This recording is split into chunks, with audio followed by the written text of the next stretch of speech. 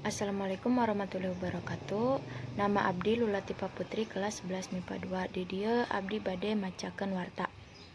Hanjakal dina tahun 2014 katompernakeun Deldom dicarek ngulampreng di sabudeureun alun-alun Garut kota. Lain ku pamarentah eta teh, tapi ku pangurus Majelis Ulama Indonesia daerah Kabupaten Garut.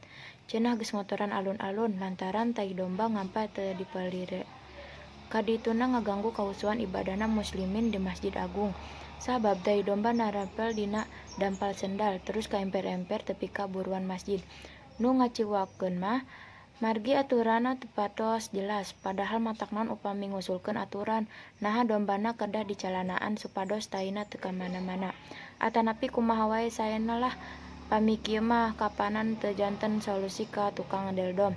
Cek tukang deldom liana Agus 40 tahun harita, pon kitu keneh di alun-alun Ciamis, beuki dieu teh deldom beuki langka. Tapi di Ciamis mah lain alatan dicarek, estuning kadeseh ku beca cinta. Wassalamualaikum warahmatullahi wabarakatuh.